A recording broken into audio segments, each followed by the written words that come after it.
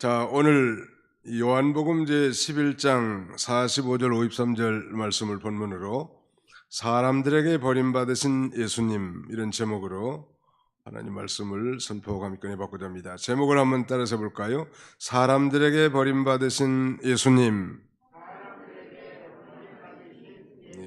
예수님이 누구에게 버림받으셨어요? 사람들을 구원하러 오셨는데 참 빛으로 이 세상에 오셨는데 그 자기 백성들이 영접하지 않았고 도리어 배척했단 말. 그러나 영접하는 자, 곧 그 이름을 믿는 자들에게는 하나님의 자녀가 되는 권세를 주셨다고 성경은 분명하게 증거하고 있습니다. 오늘 본문에서 이 사람들에게 버림받으신 그 예수님에 대해서 우리가 살펴보는데, 예수님께서 하신 일을 본 유대인들의 이 두 가지 반응, 예수님께서 하신 놀라운 그 표적을 본 유대인들에게 있어서 두 가지 반응에 대해서 첫째로 살펴보려고 하고, 그 다음에는 이제 예수님께서 행하신 일을 유대인들은 시기와 질투를 했다는 것, 그리고 궁극적으로는 이제 사형 선고, 죽이려고 결정을 합니다. 참 놀라운 일이죠. 오늘 보면 이 요한복음 11장은 참 유명한 장인데, 이제 예수님이 이 고난을 받으시고 십자가에 달리시기 직전, 그러니까 예수님의 최후의 표적, 예수님의 최후의 이적, 뭐 공생의 예수님의 최후의 표적이나 이적, 이렇게 말씀드릴 수 있을 것 같아요.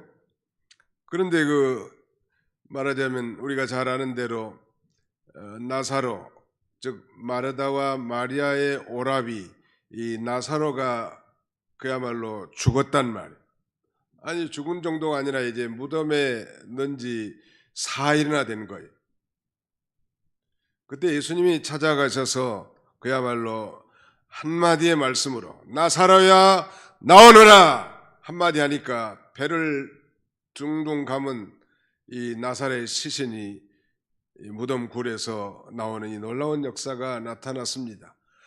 바로 예수님이 행하신 이 나사로의 부활 사건, 이 사건을 본 유대인들 가운데 두 가지 반응이 나타나는데, 하나는 예수가 과연 하나님 아버지께서 보내신 분, 우리의 구세주라는 사실을 갖는 그런 믿음을 갖는 자요, 즉 신앙과, 다른 하나는 오히려 불신, 믿지 아니하고 이 바리새인들에게 가서 고자질하는 이 믿는 일과 믿는 부류와 믿지 않는 부류의 이 두 가지 이 현상이 나타난 것입니다.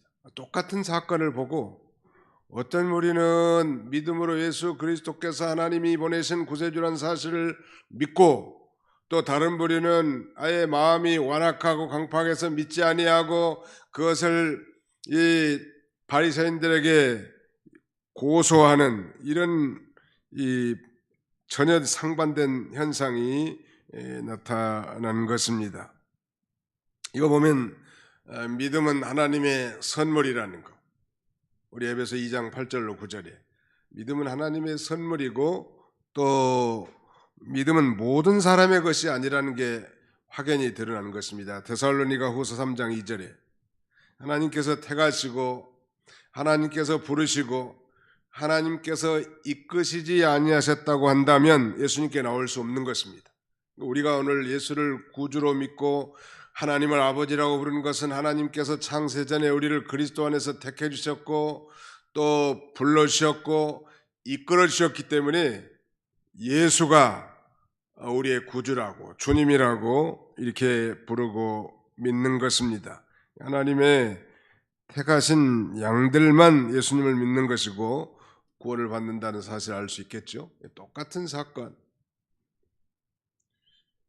똑같은 일을 보고도 우리 믿는 사람들도 이 부정적인 관점에서 보는 사람도 있고 긍정적인 관점에서 보는 사람들이 있는데, 마치 12 정탐꾼 가운데 여호수아와 갈렙만이 정탐한 이후에 긍정적인 레포트를 썼던 것처럼 우리는 언제나 이 믿음이 없는 사람이 되지 말고 믿는 사람이 돼야 합니다. 부정적인 사람이 되지 말고 긍정적인 사람이 되든 막연한 긍정이나 낙천주의가 되라는 말씀은 결코 아니에요. 믿음으로 말미암아 오늘 이 코로나 시대에 우리가 참 어려운 시절을 보내고 있는데 그러나 우리가 낙담할 건 없어요. 이 불신자들의 삶과 우리 신자들의 삶, 넌 크리스찬의 삶과 크리스찬의 삶의 차이가 뭘까요? 아민 사람들은 자기의 힘, 자기의 재능, 자기의 재산, 자기의 노력 이런 것들을 살지만 우리도 그런 걸 무시는 하지 않지만 우리는 엄연하게 하나님의 도우심과 하나님의 은혜로 사는 자들이에요. 믿으시면 아멘 합시다. 우리 한번 잡자. 우리는 하나님의 도우심과 하나님의 은혜로 사는 자들입니다. 세상 사람들은 자기 노력, 자기 재산, 자기 지식, 자기 행위 이걸로 산다는 거예요. 그러다가 절망에 빠기도 하고 극단적인 선택도 하지 않습니까? 그리고 우리는 7번 넘어져도 8번째 일어설 수 있는 힘을 하나님이 공급해 주십니다. 오직 여호와를 앙망하는 자는 그야말로 새 힘을 얻게 해주신다는 말, 하나님께서.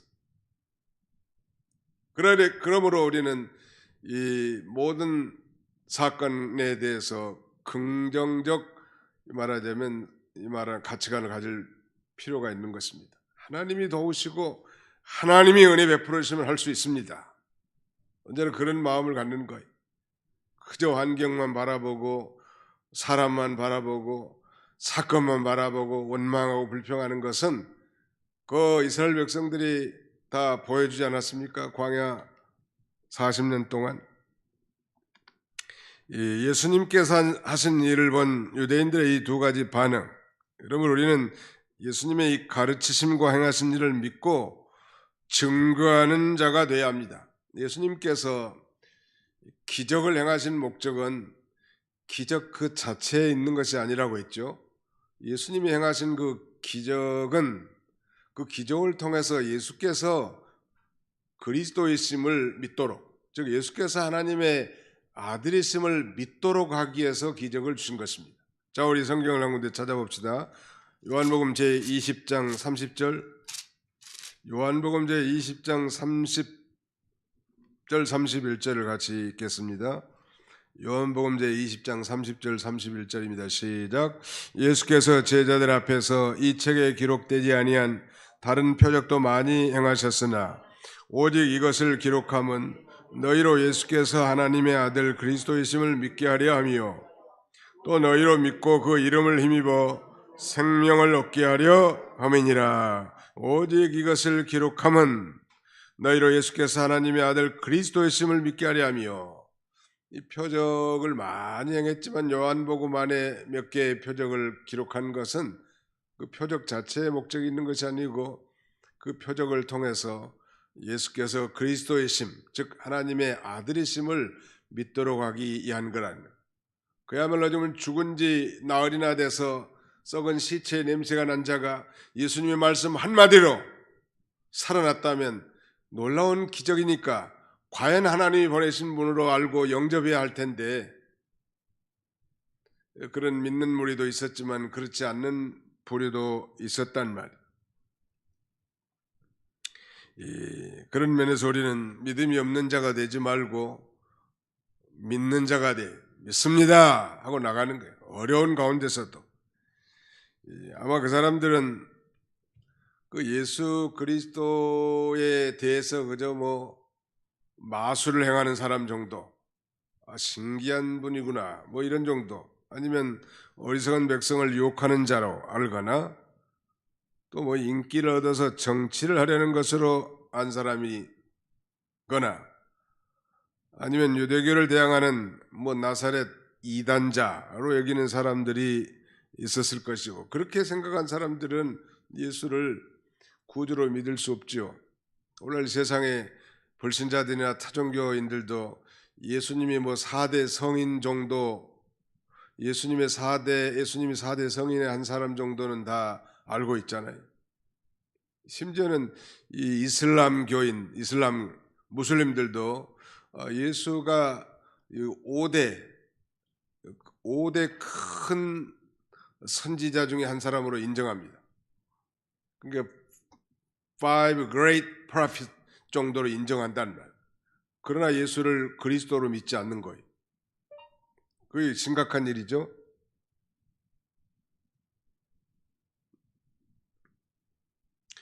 예, 주는 그리스도시요 살아계신 하나님의 아들이시니다. 이런 신앙 고백이 아닌 지식적, 관념적, 이성적으로 말하는 것은 진정한 구원받은 자라고 말할 수 없고 리얼 크리스찬이라고 말할 수 없을 것입니다. 자, 그 다음에 두 번째는 예수님께서 하신 일을 보고 시기하고 질투했다는 말이에요, 유대인들이. 첫 번째는 예수님께서 행하신 일을 보고 말하자면 이 두 가지 반응이 나타났다고 했는데, 하나는 믿는 자들이 나타났고 다른 하나는 불신자들이 이렇게 대별이 됐다고 그랬죠.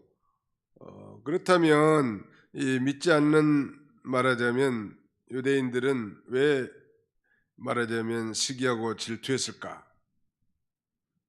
거기 한번 보실까요? 47절에 보겠습니다. 이에 대제사장들과 바리새인들이 공회를 모으고 이르되 이 사람이 많은 표적을 행하니 우리가 어떻게 하겠느냐? 만일 그를 이대로 두면 모든 사람이 그를 믿을 것이요 그로 로마인들이 와서 우리 땅의 민족을 빼앗아가리라 하니 그랬습니다. 예수께서 나사로를 살리셨다는 소식을 듣는 바리새인들이 그야말로 급히 공회를 소집합니다. 나사로를 다시 살린 사건은 그야말로 이 사내들인 공회로 하여금 초긴장 상태를 만들어낸 거예요. 지금 이스라엘의 그야말로 입법, 사법, 행정의 최고 기관은 바로 사내들인 공회란 말. 우리나라 국회는 입법기관 정도밖에 안 되지만 이 말하자면 정치, 사회, 종교의 이 최고 의결 집행기관이 바로 사내들인 공회란 말. 거기서 뭐 결정하는 건 최고의 결정기관이니까 거기 모여서 지금 모인 사람들이 다 제사장이나 서기관, 장로들인데 어떻게 하면 예수님을 처단할까 의논하는 거예요. 왜냐하면 예수님이 많은 이적을 행하는 것을 보고 시기하고 질투했기 때문인 것입니다. 그래서 예수님을 만약 그대로 놔둔다면 모든 사람이 다 예수님을 믿게 될 거고, 그렇게 하면 자기들의 위치가 위험하다고 생각한 것이죠.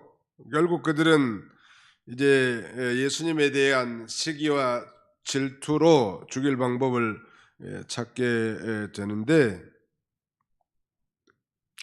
이 시기하고 질투하는 거, 그 시기할 때 시자는 시기할 시자고 기자는 꺼릴 기자인데, 어떤 사람이 자기보다도 더 뛰어난 사람이라든지 혹은 그 뛰어난 능력을 보고 시샘에서 미워하는 것, 그게 시기 아니에요. 질투도 마찬가지예요. 질투의 질자는 미워할 질자에 샘낼 투자인데, 그 질투에 보면 똑같은 계집녀 변이 다 붙어 있어요, 보니까. 그래서 이 질투는 여자들이 더 많이 하는가 보다. 한자에 보니까 질자도 계집녀 변이고 그 다음에는 투자도 계집녀 변인데, 아무튼 여성 동지들은 질투 빼면 시체라는 말이 있긴 하지만 아무튼 그러나 우리는 여자이기 전에 그리스도인이기 때문에 시기하고 질투하는 거 옳지 않다는 말.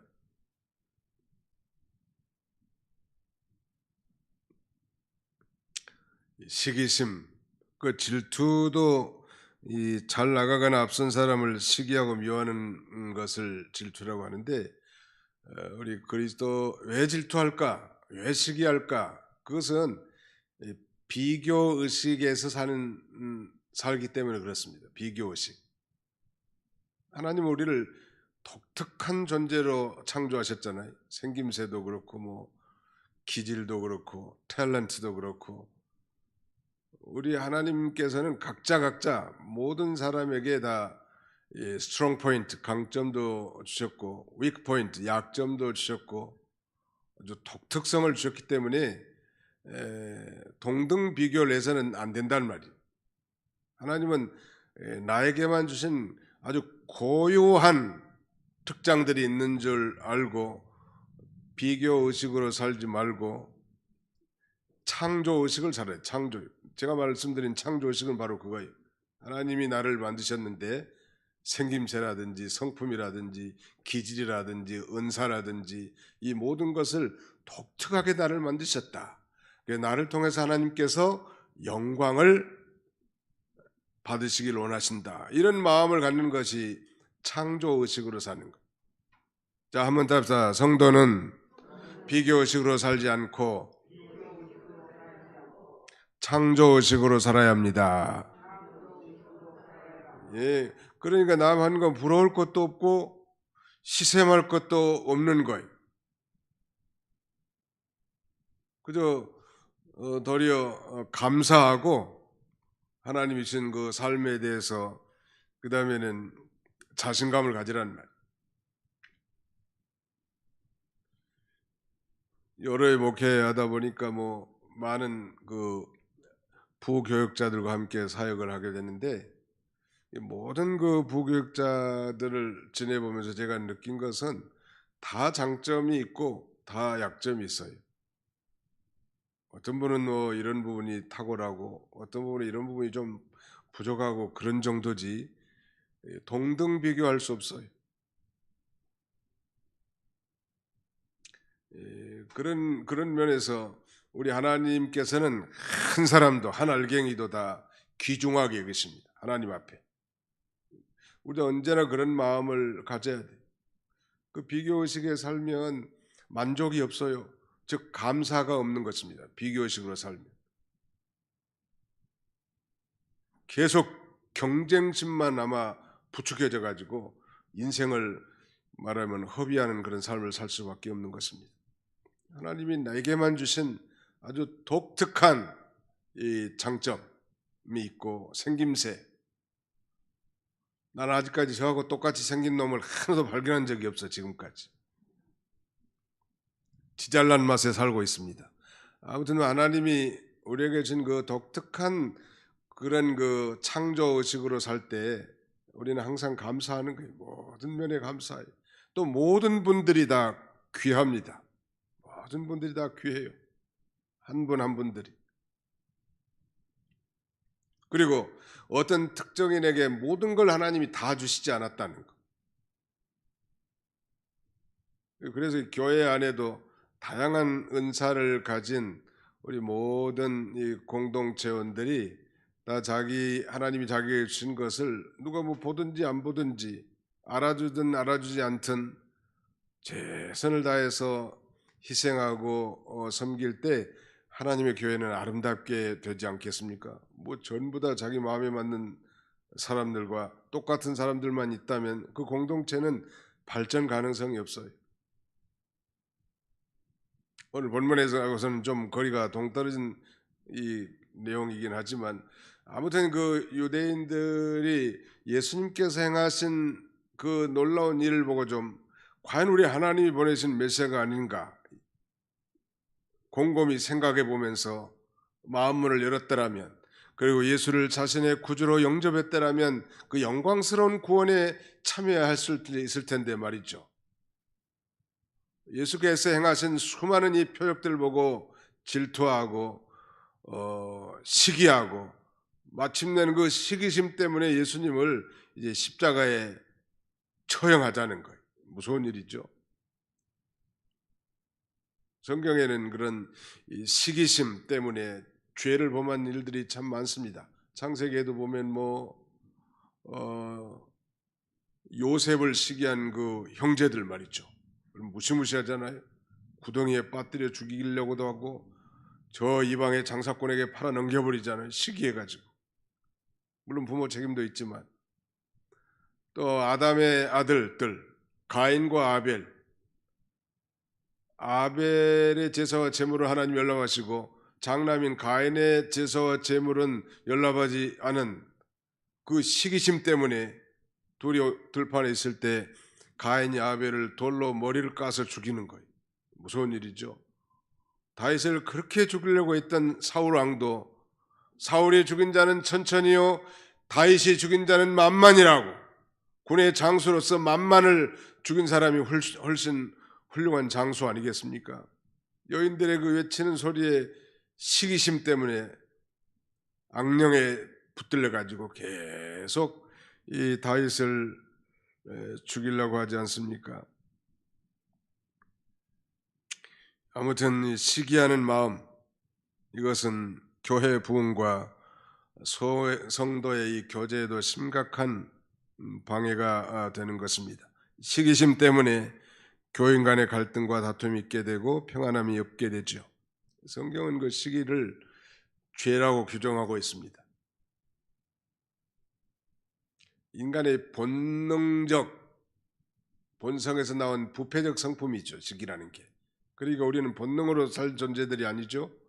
우리는 이제 중생한 영이 성령의 인도를 따라 이제 살아갈 자란 말. 제가 이번 학기에 우리 개학신학원에서 기독교 윤리학을 강의하는데 잘 알아서 가르친다기보다도 먼저 공부해서 가르치는 거예요. 배우면서. 이 한국 교회가 이렇게 비난을 받는 이유가 뭔가? 사실 교회가 칭찬을 받고 존경을 받아야 되는데 말이죠. 왜 한국 교회가 이렇게 손가락질을 당해야 하는가? 왜 세상은 교회를 향하여 손가락질을 하는가? 그것은 윤리성의 결핍이다. 저도 그건 100% 동감합니다. 그러면 왜 윤리성이 결핍되어 있는가?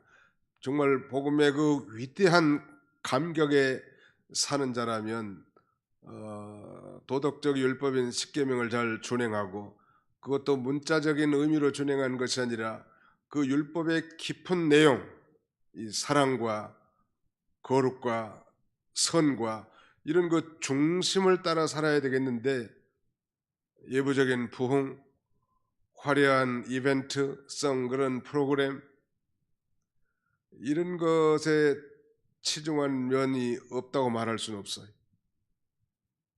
다시 말씀드린다면 왜 그렇다면 윤리성이 결핍됐는가? 교회가 이 복음이 전해지면서 윤리적 교육이, 즉 기독교 윤리적 교육이 부재했기 때문이다. 즉 율법에 대한 바른 이해가 부족했다는. 아니 예수님이 오셔서 율법을 다 성취했으니까 우리 율법을 지킬 필요 없지 않습니까? 이런 그 폐법론자들이 있는가 하면, 아니 율법을 문자 그대로 지켜야 된다고 하는 그런 율법주의도 있는데 둘 다 잘못된 거죠. 율법주의나 폐법주의자는. 예수님이 오셔서 율법을 다 성취하셨죠. 우리는 율법의 저주 아래 있는 우리를 그래서 구원해 주셨습니다. 그러나 우리가 이미 율법에서 해방된 존재고 구원받은 존재이지만 소위 도덕적 율법과 그 다음에 그 율법의 근본 정신을 우리가 지켜야 성숙한 그리스도인들이 될 수 있을 텐데, 가령 뭐 살인하지 말라. 우리가 뭐 살인한 사람이 여기 누가 있겠습니까? 특별한 경우가 아니고. 그러나 형제를 미워한다든지 형제에게 욕한다든지 형제에게 미련한 놈이라고 한마디로 하는 건 그건 무서운 살인죄라는 사실을 쉽게 생각하는 거예요. 그 교회 다니면 집사고 권사인데 미워하는 마음이 있는 거예요. 화합하지 못하고. 그게 살인죄라는 걸 몰라요, 그건. 그리고 와서 주여 주여 한다면 하나님 앞에 얼마나 가증한 일이 되겠냐는 말이에요. 율법을 지킨다는 건 바로 그 정신을 지키는 겁니다. 그 근본 정신. 그런 강력한 훈련과 교육이 부재했기 때문에 사회에 나가서도 도둑질하면서도 뭐 11조하고 많이만 하면 타다익선이라고 그런 사람을 또 장로님을 세워주고, 그런 사람들이 의논해가지고 교회를 한다면 교회가 어떻게 되겠냐는 말이에요. 전에 어떤 교회 보니까 뭐 국회의장 했다고 하는 사람이 자기 교회 얼마 나온 지도 안 됐는데 장로를 세웠다니. 그 정도 적어도 장로교회는 만 5년이 돼야 집사 임직 후 5년이 된 사람에 한해서 피택을 받을 수 있는데 후보로. 아니 엊그제 온 사람을 국회의장 했다고 장로로 세워준다. 그건 말이나 되겠냐는 말이. 그러니까 이 예수를 믿고 구원받고 하나님의 자녀인 것은 분명하나 그러나 이 근본적인 이 하나님의 뜻을 삶 가운데서 준행하지 못한 까닭에 이런 손가락질을 당했다고 봅니다. 또 직분을 남발하는 것도 많고, 그렇다고 우리가 뭐 세상에 환영만 받는 그런 존재는 아닙니다. 믿음을 지킴으로 말미암아 세상에 비난받는 표적이 되고 손가락질 당하는 것은 우리의 몫에 태인 십자가이지만 그렇지 않는 면에 있어서는 우리가 모본을 보여야 마땅할 것입니다. 이들이 이제 마침내 이제 그 예수님을 사형에 처하기로 죽이기로 결정하는 거예요. 49절 그 중에 한 사람 그의 대제사장인 가야바가 그들에게 말하되 너희가 아무것도 알지 못하는도다. 한 사람이 백성을 위하여 죽어서 온 민족이 망하지 않게 되는 것이 너희에게 유익한 줄을 생각하지 아니하는도다 하였으니 그의 대제사장이 이름이 가야바인데 그 가야바가 그런 얘기를 하지요. 다른 공회원들이 아무것도 알지 못한다고 비웃습니다. 그러면서 뭐라고 말한가 하면 50절에 한 사람이 백성을 위하여 죽어서 온 민족이 망하지 않게 되는 것이 너희에게 유익한 줄을 생각하지 아니한도로다. 예수님을 죽여야 한다는 거예요.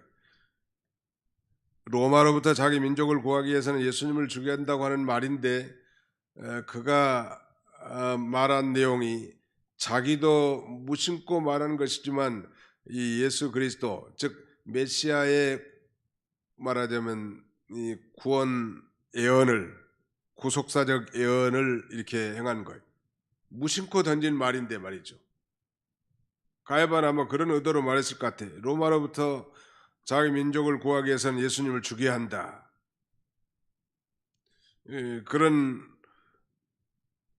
그런 내용을 이렇게 말했는데 사도 요한은 이제 거기에 대해서 그 내용을 부연 설명합니다. 51절 이 말은 스스로함이 아니요 즉 가야바 대제사장이 스스로함이 아니고 그의 대제사장님으로 예수께서 그 민족을 위하시고 또 그 민족만 위할 뿐 아니라 흩어진 하나님의 자녀를 모아 하나가 되게 하기 위하여 죽으실 것을 미리 말함이러라. 이 가야바 자신이 제안한 이 계획이 구속사적 예언이 되었음을 전혀 깨닫지 못한 거예요. 다른 공회원들이 아무것도 알지 못한다고 비웃었는데 그러나 자기도 자신이 제안한 계획이 이것이 구속사적 예언이 되었음을 전혀 깨닫지 못했다는 거예요. 그러면서 한 사람이 백성을 위하여 50절 한 사람이 백성을 위하여 죽어서 온 민족이 망하지 않게 되는 것이 너희에게 유익한 줄을 생각하지 아니하는도다. 이 놀라운 사실은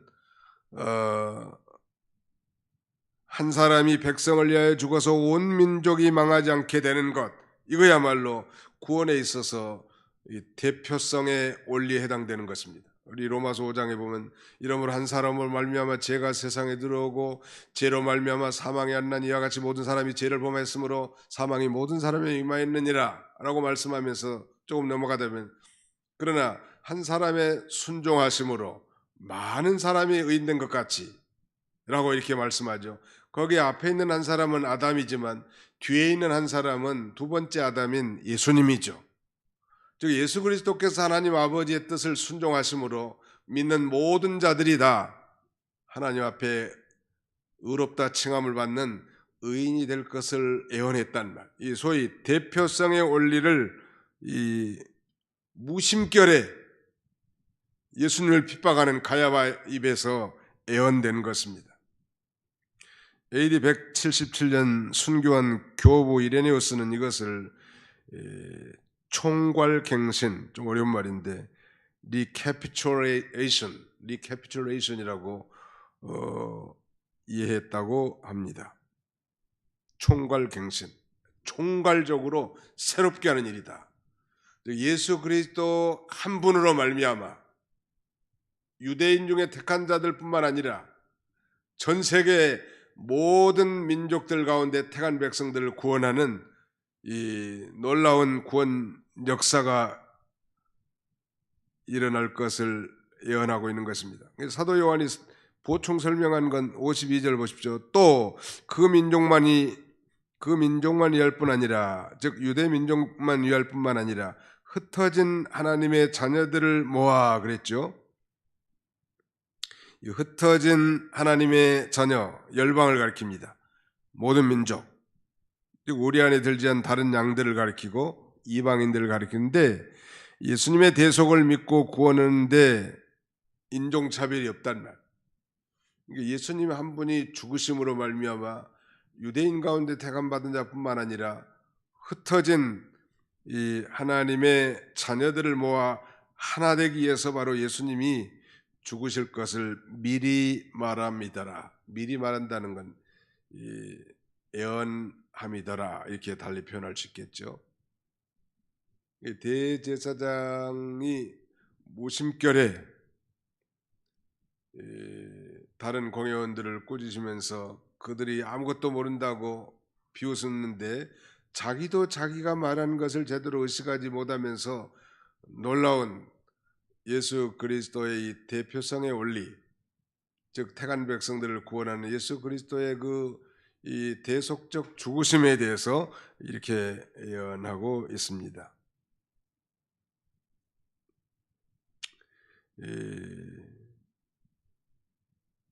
마지막 절에 보시면 이날부터는 그들이 예수를 죽이려고 모의하더라 그랬습니다. 예수님을 잡아 처형하려는 움직임이 이제 일어난 것이, 참빛으로 자기 땅에 자기 백성을 이어오셨지만 자기 백성들이 영접하지 않았을 뿐만 아니라 오히려 배척해서 죽일 것을 결의하고 그 기회를 엿보게 된 것입니다. 예수님은 자기가 언제 죽을지 다 아셨죠. 그때가 되기 전까지 예수님은 기도하시면서 이제 십자가를 지실 준비를 하는 것이죠. 우리는 죽을 날을 잘 모르잖아요. 만약에 죽을 날을 안다면 그것도 큰 불행일 것 같아요. 예수님은 하나님이시니까 자기가 언제 죽을 날을 다 아신단다. 그래서 그 십자가를 잘 질 수 있도록 거기서 이제 끊임없이 기도한 것입니다. 여기서 우리가 배울 수 있는 교훈은, 고난당하신 예수님을 기억하고 우리도 고난을 감당하는 자가 되어야 합니다. 예수님께서 걸어가신 길이 고난의 길인 것처럼 우리 현실도 고난이 상존하는데, 소위 종주각오, 즉 예수님을 따라갈 3대 각오가 있는데, 아무든지 나를 따라오려거든 첫째 자기를 부인하고, 두 번째는 자기 십자가를 지고, 세 번째는 영의 생명이 사는 길로 걸어가는 거예요. 그게 종주각오예요. 그건 고난의 길인 것이 분명하단 말이에요. 우리가 이제 다음 주일부터 한 주간 동안 특세로 고난주간 특별 새벽기도로 모이게 되는데요. 이 기간 동안에 예수 그리스도의 고난에 대해서 우리가 깊이 묵상하고, 우리도 예수님이 걸어가신 고난의 길, 그것을 스스로 자취하고 따라가는 것. 바울은 그리스도의 남은 고난을 내 육체에 채우겠다고 그랬는데, 그 그리스도의 남은 고난이라고 하는 것은 예수 그리스도께서 구원을 완성하는데 고난을 좀 덜 받았는가, 그렇지는 않죠. 예수님이 십자가상에서 다 이루었다 하셨는데, 그리스도의 남은 고난이라는 건 이제 교회를 세워나가기 위한 고난입니다. 그러니까 우리로 말하면, 우리가 그리스도의 고난에 참여한다는 얘기는 우리 몸된 교회를 위해서 내가 희생하고 헌신하는 그런 삶을 살 각오를 하고 새롭게 하는 것, 그것이 곧 예수 그리스도의 남은 고난에 참여하는 것입니다. 몸된 교회를 위해서. 왜냐하면 교회는 예수 그리스도의 몸이죠. 예수님 머리시고, 그러므로 이 교회의 고난은 예수님의 고난이에요. 교회 핍박은 예수님의 핍박이죠. 사울이 그걸 바울이 사울 시절에 그걸 이제 다메섹 도상에서 깨닫잖아요. 사울아 사울아 내가 어찌하여 나를 핍박하느냐. 그때 부활하신 예수님이 나타나셔서 주여 누이시니까 그때 예수님이 뭐라고 말씀하십니까? 나는 내가 핍박하는 예수니라. 사울이 핍박한 건 교회였고 교인들이었는데 예수님은 자기를 핍박했다고 했거든요. 그러므로 교회를 위해서 핍박받고 교회를 위해서 희생하고 교회를 위해서 헌신하고 교회를 위해서 기도하지 못한 거, 이 고난주간 이 특세 기간 동안은 깊이 생각하면서 우리가 우리의 직분과 사명을 새롭게 하고 정말 주님을 따라가는 것이 진정한 고난주의를 보내는 의미일 것입니다. 이런 복된 성도들이 다 되시기를 주님의 이름으로 축원합니다. 기도합시다. 살아계신 우리 아버지 하나님께서 이 저녁에도 저희를 온라인으로 혹은 오프라인으로 이 시간을 기억하고 경청하며 예배할 수 있도록 은혜 주심을 진심으로 감사하고 감사합니다. 생명의 이 구원을 주시기 위해서 참빛으로 이 세상에 우리 주님이 오셨지만 자기 백성이 영접하지 아니었고 도리어 배척하고 버리셨고 마침내는 저 십자가에 못 박아 죽였다고 했습니다.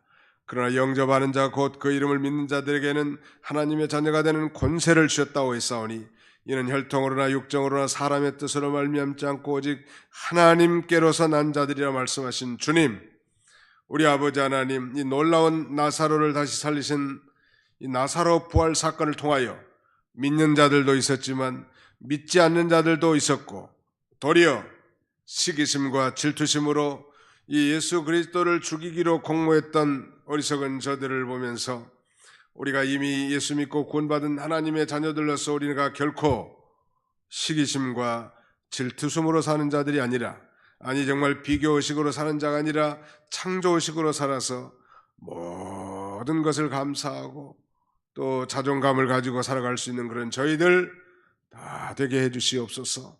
우리 주님을 따라가는 길은 자기 십자가를 지고 자신을 부인하고 가는 길이라 했사오니 날마다 딴 생각이 들 때마다 우리 주님을 생각하면서 이 길, 이 믿음의 정로의 길을 걸어갈 수 있는 저희 모두가 다 되도록 인도해 주시옵소서.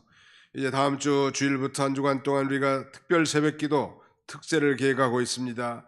잃어버렸던 주님을 다시 찾고 처음 사랑과 처음 믿음을 다시 회복하고 정말 주와 복음과 교회를 위해서 정말 이 희생하지 못한 거, 절제하지 못한 거, 정말 충성하지 못한 것들을 회개하고 다시 새롭게 다잡아서 주님을 온전히 쫓아갈 수 있는 한 주간이 되도록 우리 하나님이 친히 함께해 주시옵소서. 남은 주간도 주님이 친히 함께해 주시기를 간절히 바라옵고 예수님의 이름으로 기도하옵나이다. 아멘.